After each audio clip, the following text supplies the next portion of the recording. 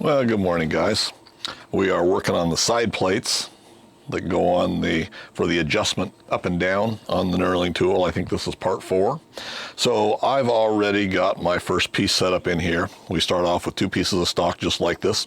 They're going to get a hole drilled and reamed in each end, a slot cut down the center for the adjustment guide to go through, and then the ends are going to get radiused. So I've already zeroed out on this end of the part, and I zeroed out on the back of the vise and moved over 3/8 of an inch. Now when I cut these, there's going to be one left and one right. They're both virtually identical. I'm going to reverse the way I machine them. So the smaller hole on this one's going to be on this end. When I do the other one, I'm going to start from this end. That way any variation that might be, because this stock is just slightly under 375, and rather than screwing around and actually making sure we are, dead on for that slot in the center and for those reamed holes, we'll just start at the end. We've got our zero off the back of this and moved over, so then they'll be exactly the same.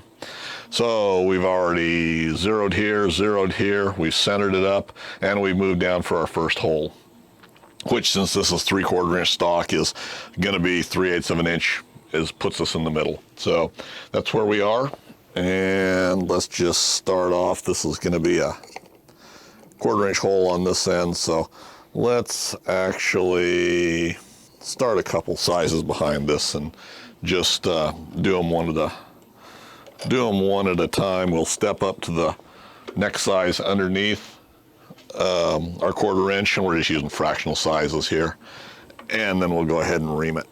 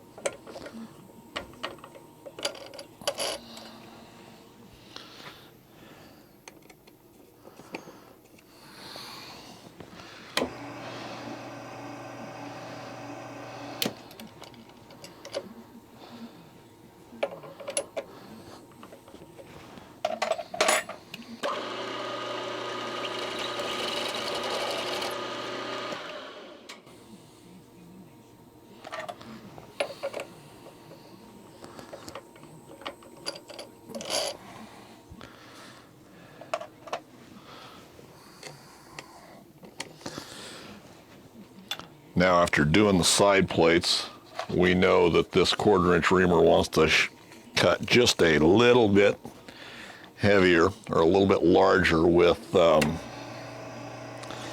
cutting oil. So we're going to use water soluble rather than heavy. Cutting oil should hold our tolerances a little bit closer.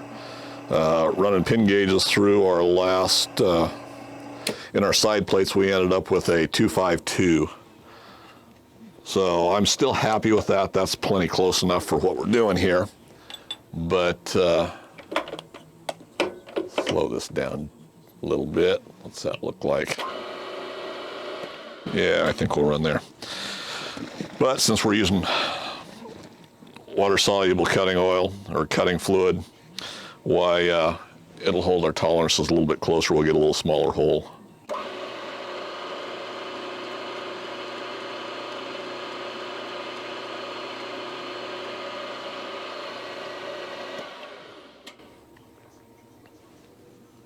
And that actually should get us there right now.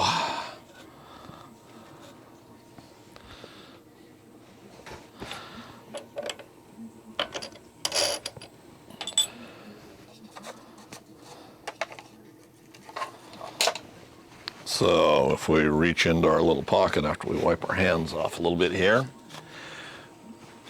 we've got a couple of plug gauges. And this is a 251. And we got a little play. I'll bet we get a 252 to slide in there.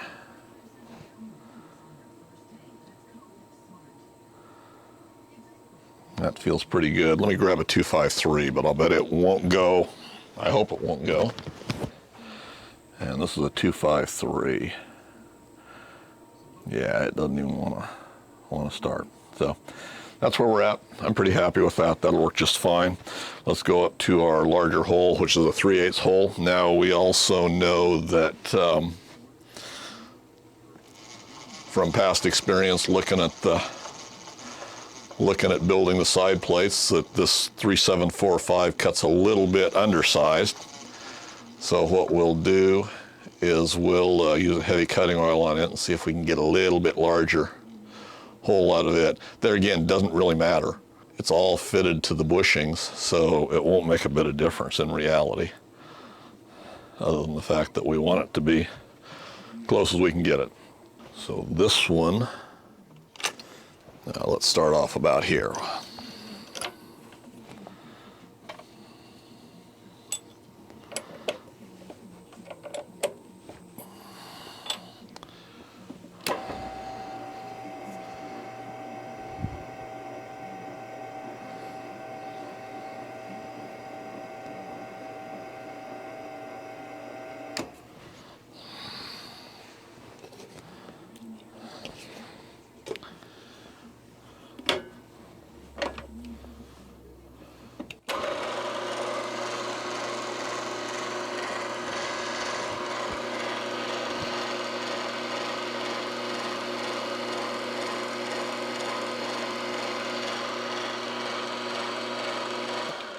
Now let's stop and think about what we're doing. That's why we did a stupid check. We want to go another 3/8 of an inch because we're zeroed off of the end down here rather than the center of this hole.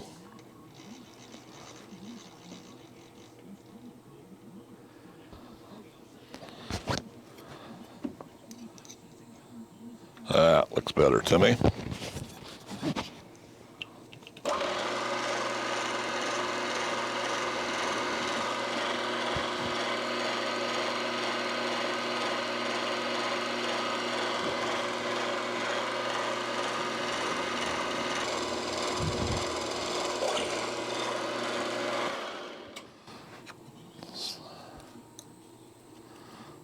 Slide our parallels back just so we know we don't have any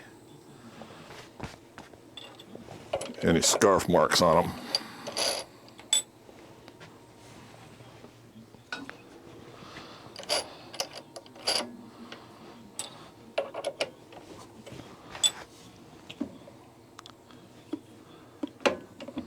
I'll slow her all down here.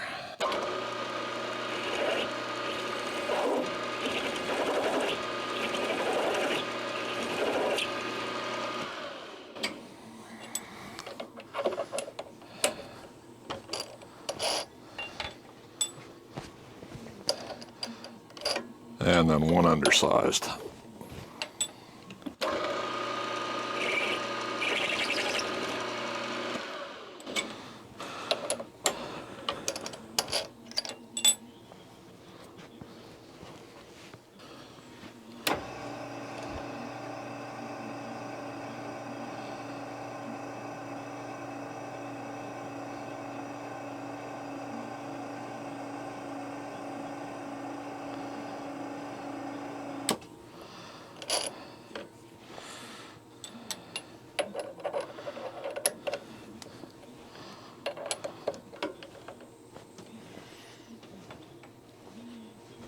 And since this reamer cuts undersized, let's add a little fluid. Let's see, let's slow her down a little bit more.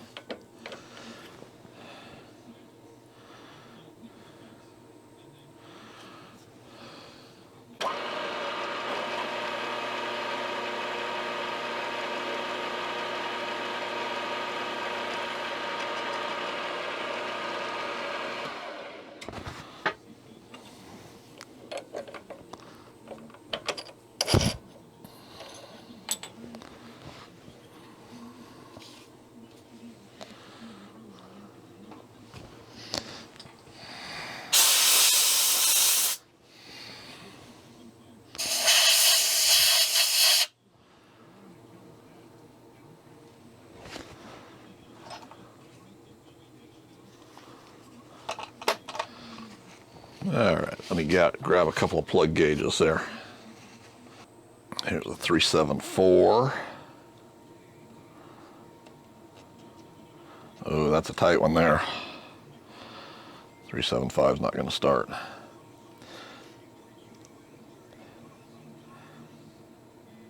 Yeah. So we're a little bit undersized. We knew that. That'll still be okay. That looks pretty good. That should take care of our stupid check. We're going to cut this very carefully. Let's go back into high range, go to about there. Okay, and we want 1.5 inch long slot.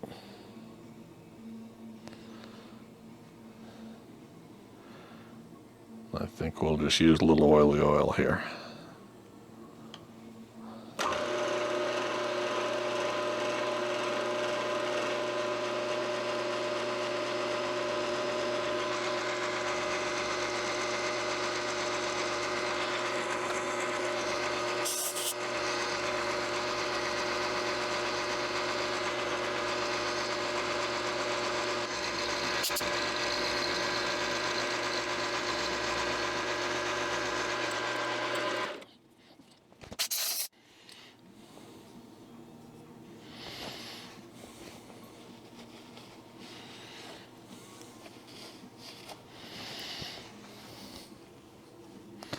Okay, I think that looks fine. I could get gauge blocks and set up a gauge block stack and just measure how wide that is, but it really doesn't matter because we'll match the other side to fit, and then we'll match the adjustment rod to be that same thickness. So anyway, that part is done. We got to do that one more time, and like I say, we're going to set it up off of this edge, which means we'll go back to an edge finder to find this edge. The side-to-side distance is not going to change.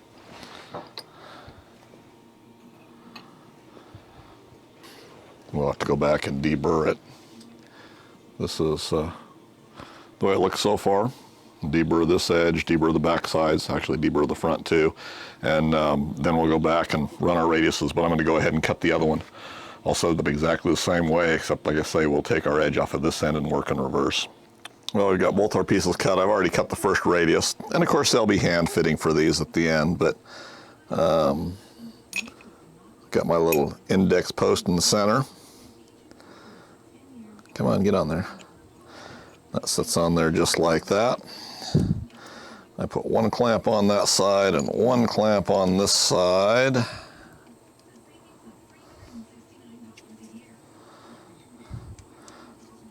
And I'm not being overly concerned about zeroing. We're just running a radius until we get a nice radius on both sides, and we adjust it as necessary. So we'll show you at least one of these real quick because they don't take too awful long to do. And then I've got the other ends to do, the larger end, or the end with the larger bore in it. And that's probably going to be the extent of it for the day. So here we go.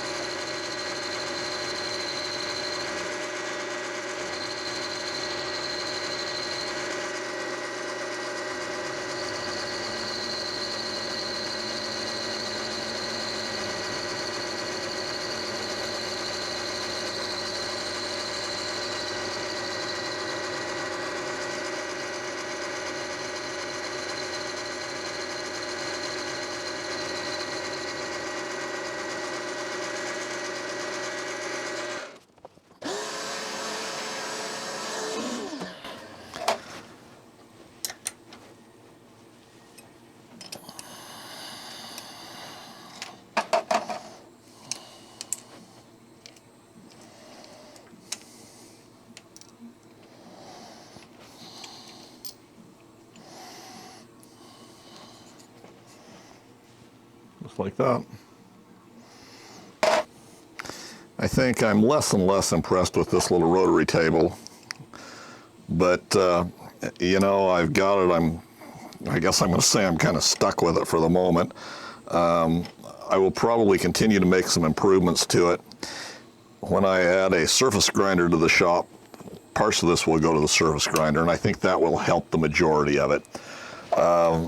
But along the way, I'll probably take and make another plate like this that just matches the top of the, you know, round surface, and go ahead and make a little fixture table that way and some things like that. But you know, we'll see what develops. But it's gonna work okay, but it's not a great table. I've already voiced my complaints about that when I first bought it and started playing with it.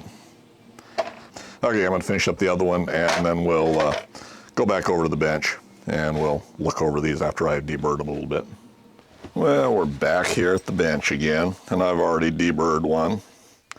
This is the first one I did, almost had our little bauble right there, but that's all hidden and won't be seen. This one, got a little bit of a burr yet around the edges of them that has to be cleaned up. Now, I said in the last episode that I take a lot of this stuff over to the buffer and work it there. And the same is true with these. You know, there's something to be said for nice, crisp edges, but by the same token, I want something that's not going to grab onto my hands when I'm handling it.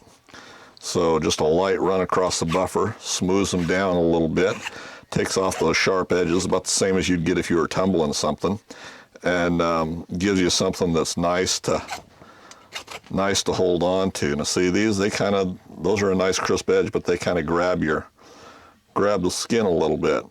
So what I do on stuff like this is I just do any blending that I need to with a file usually. And depending on what it is, you may go to emery paper, but for stuff like this, we can knock off the rough burrs along the edge and then go right over to the buffer. And it takes about 30 seconds to do it. Now I need to recharge the buffing wheel that I've got on there. But I think for these two little pieces we can, we're down to this one little piece. Before I do that, I can go ahead and get them across there and it'll clean them up just fine.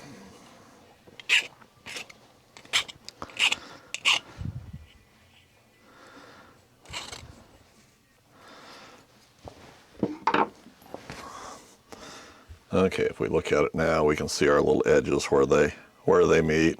All of these holes, even though I've deburred these, are still sharp, both top and bottom. So if we go right over here to the buffer,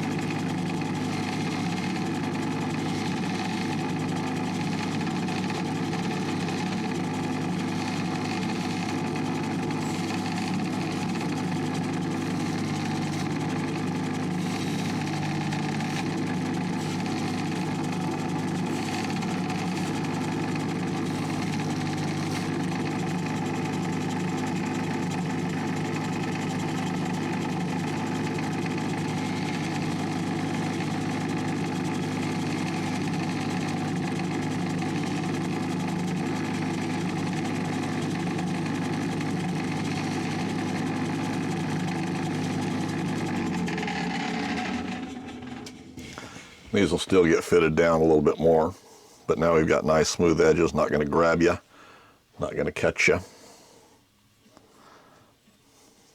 I like that finish a whole lot better. So there's 2 more pieces done. And when we fit the bushings for these, or the pins for these, why we match them to the holes.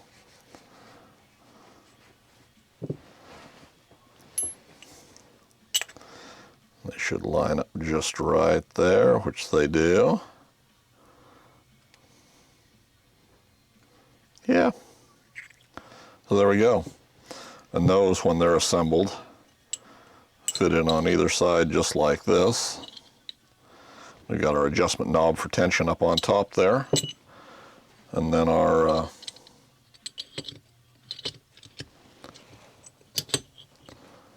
jaws set in between, just like that. So next thing will be the jaws. We'll start on them maybe later today, otherwise we'll start on them tomorrow. So we'll get our jaws cut, and then we'll start fitting round components.